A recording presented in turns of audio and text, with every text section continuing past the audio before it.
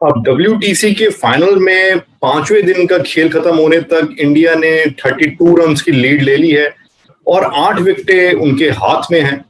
और आज का दिन मैं कहूंगा कि ऐसा रहा, दोनों टीमें ही इसमें संतुष्ट होगी। एक 50-50 तरह का ये दिन रहा।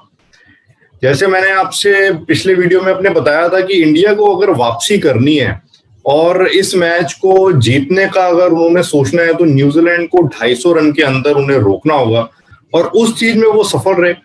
249 पे ऑल आउट कर लिया न्यूजीलैंड को, और ये पॉसिबल रहा खास तौर से हमारे दो गेंदबाजों की वजह से, मोहम्मद शामी और ईशांत शर्मा। इन दोनों ने बहुत ही बढ़िया बॉलिंग की आज के दिन। और साथ में मैं कहूंगा कि जो न्यूजीलैंड की बैटिंग अप्रोच थी वो भी काफी कंफ्यूजिंग सी थी। शुरू में जब वो आए, एक तो पहले ही जब पिछले दिन का खेल खत्म हुआ था तब भी उनका 2 का रन रेट चल रहा था, पर जब उन्होंने गेम शुरू किया आज तो उसमें विलियमसन बहुत स्लो खेलते नजर आए।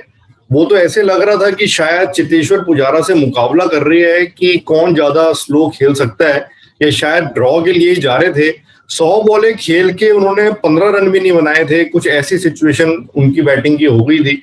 तो न्यूजीलैंड का तो रन रेट 2 से भी नीचे चला गया था जब खास तौर से शुरू में, और जब 5 विकेटें इनकी गिर गई तो तब लगता है न्यूजीलैंड को थोड़ा होश आया कि हमारी विकेटें भी गिर रही है और हम रन भी नहीं बना रहे।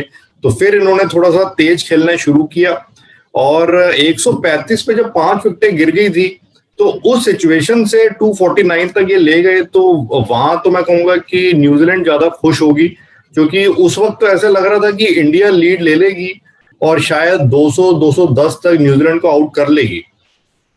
पर जो न्यूजीलैंड के बॉलर्स थे, जैसे काइल जेमिसन ने 21 रन बढ़िया मार दिए और टिम साउदी ने 30 रन मारे, एक बढ़िया इनिंग खेली। तो इनकी बदौलत और केन विलियमसन ने भी एक बहुत ही धीमी पर टिक के पारी खेली, तो उस वजह से न्यूजीलैंड 249 तक बना पाया और एक इम्पॉर्टेंट इन्होंने लीड ले ली, छोटी लीड पर इम्पॉर्टेंट लीड।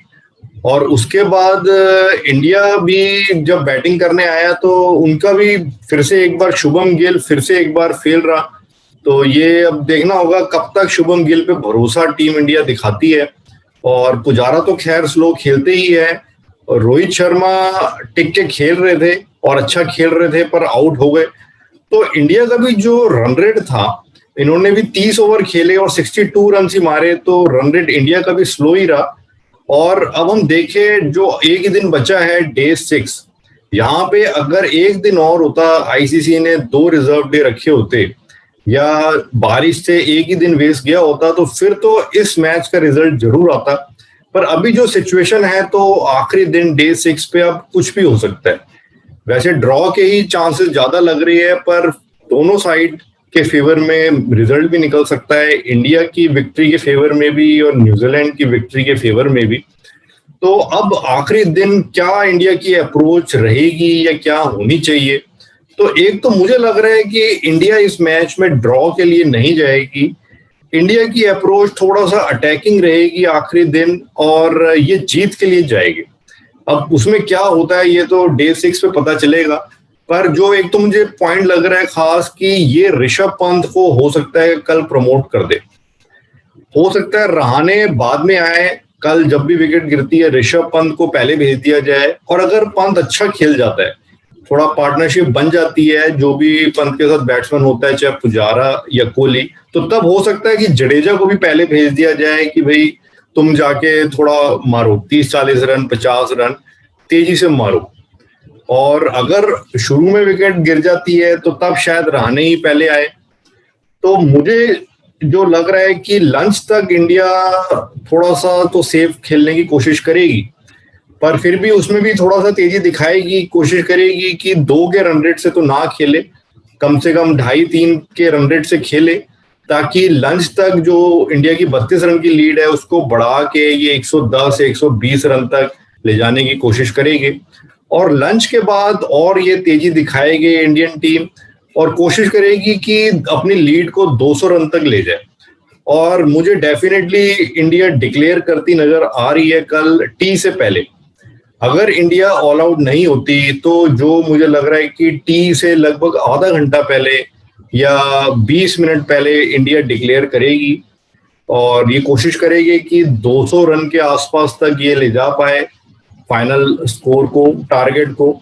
और उसमें ताकि इनको न्यूजीलैंड को बॉलिंग करने के लिए लगभग 45 ओवर मिले, क्योंकि कल का जो दिन है डे 6, इसमें एक तो ओवर्स भी 90 से ज्यादा फेंके जाएंगे।